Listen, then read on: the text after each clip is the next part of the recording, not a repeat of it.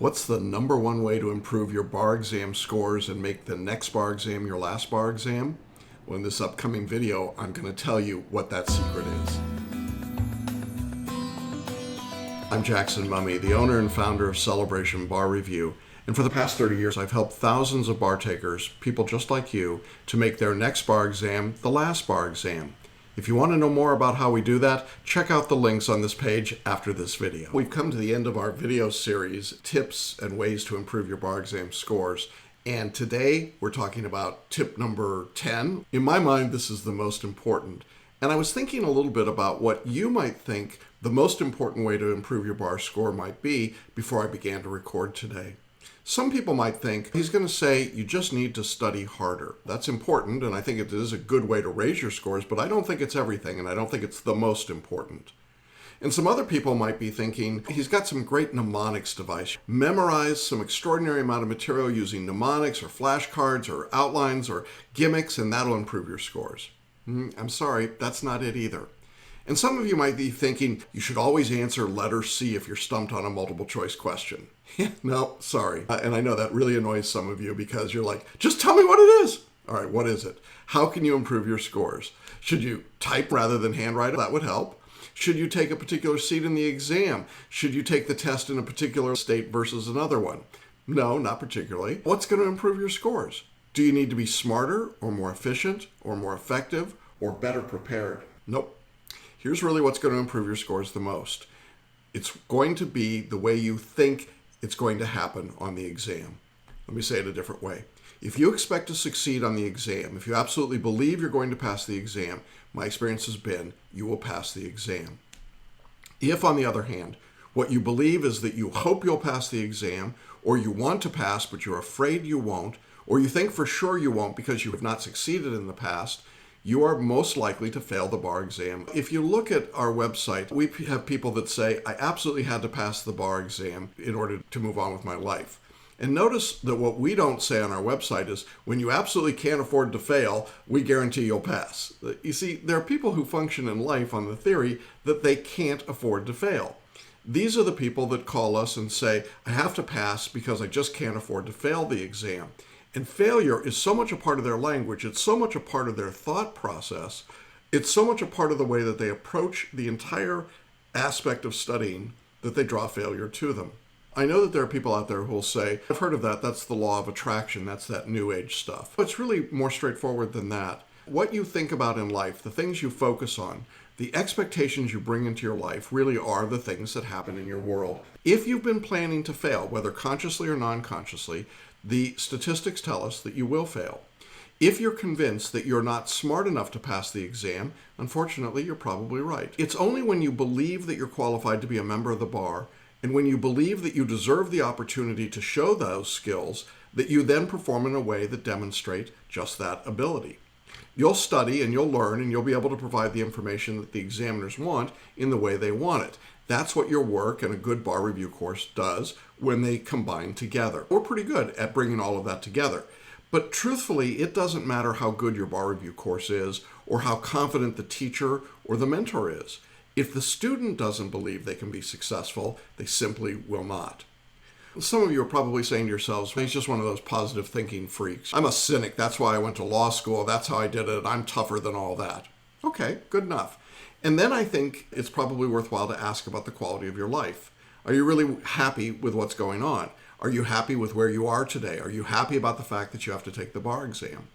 And my guess is that the answer to most of those questions, if you answered honestly, would be, no, I'm probably not very happy. The person that comes to me and says, I'm pretty excited about this. I'm not thrilled that I have to take a bar exam, but I am excited that I'm going to learn something, I'm going to stretch myself, I'm going to come back to some things I haven't thought about in years, or I'm getting a chance to really evaluate my skill set, and here we go. And this is the gateway to all the things I want to do with the rest of my life. That person actually does pretty well on the bar exam, regardless of whether they went to Harvard or Yale or University of Virginia, or they went to Billy Bob's School of Law and Barbecue Cooking over in California. It doesn't really matter where they went to school because that person truly embraces and engages the positive nature of the world, and they get the most out of everything they do, including their bar review. These are the individuals that learn how to adapt themselves to the exam that they're taking.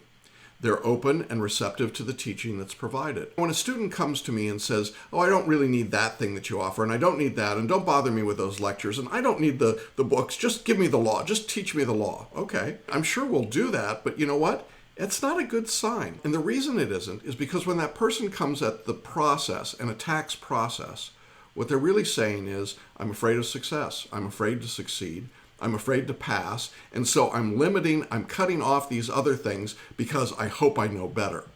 And the truth is that while most people know better about a lot of things, very few of them know better about taking and passing the bar exam. So a lot of people approach taking the bar like they're walking through a minefield. They tiptoe, they try and get through it as quickly as they can, and they hope nothing explodes on them. It's an ugly and fairly graphic description of what happens every year to people. And it's really a horrible thing to watch. And then there are another group of people who, instead of picturing a minefield, picture a field of beautiful flowers and a great spring day and clear air and great skies and lovely grass. And they simply take their time and they walk through it and they enjoy it and they appreciate it and they drink it in. And the people who drink it in are the people who are teachable. And the people who are teachable have an expectation about the process that's so much more useful than the people who are rigid, non-conforming, and convinced that they know better. Those people, the ones that are so convinced that they know exactly what they need to pass, typically those are the same people that don't do very well on the exam. And then they become hard-edged and bitter, angry at the bar examiners or their bar review or their law school or whatever it might be, and they become internet trolls. I've really found over the years there's almost no correlation between one's law school that they attended, their LSAT scores, their grades in law school. I know there are statistics and people say, oh yes, we have a less qualified group of applicants today. But you know, I work with a lot of those less qualified applicants and they pass their bar. Why? I don't think that these LSAT scores in law schools necessarily correlate to passing the bar exam. The reality is that if you were smart enough to get into any law school anywhere in the world, and smart enough to pass and get out of that law school anywhere in the world, if you've been qualified by the examiners to sit for the exam, you are smart enough to take the examination. This is not a test about your intelligence level. It is also not a test about your work ethic beyond certain norms. Most people couldn't have gotten into law school and out of law school, or into practice and into taking this step, without being reasonably hard workers. You see, the bar exam is not about tricks, it's not about gimmicks, it's not about some secret inside edge. It's not about knowing the questions in advance. None of those things ultimately make a whole lot of difference. And I say this after 30 plus years and thousands of students that I've worked with. What ultimately is the greatest determinant, the number one way that you can improve your scores, is to believe and to accept the concept that as you think, that's what's going to be drawn to you. That's what's going to happen to you. So try this. For the next week, think about good things happening to you and not necessarily just about the bar exam or about any part of your life. Focus on the good things as much as possible. I know there'll be some moments when bad things creep in, but concentrate on the good things. And in a week's time, see if you haven't had a better week than the week before. And if you really want to be down in the dumps, then think about nothing but the bad things, the debts, the fear, the loss of job, the loss of your home, health problems, whatever it might be. Focus on those for just a day and see what a crappy day you have. When you come to the bar exam expecting to do well, you will do well. If you come to the bar exam expecting to do poorly or having to play emotional defense, planning to find a way not to fail, then you significantly reduce your chances of being successful. All the improvements I've talked about in this video series, all the ways of improving your scores, they're all valid and all of them can help, but none of them will overcome a bad negative attitude, not a single one. And anyone that tries to tell you that all you have to do is memorize and learn more, spit it all back out, learn all the laws, they're just misleading you. If you change your mindset and your approach, everything else will fall into line after that. And then you'll be able to make your next bar exam the last bar exam. Well, I've enjoyed recording these 10 video tips, so I hope they've been helpful and useful for you. And if you'd like to know more about what we can do to help you, just check out this page below, and we look forward to seeing you on the pass list in the very near future. Bye-bye.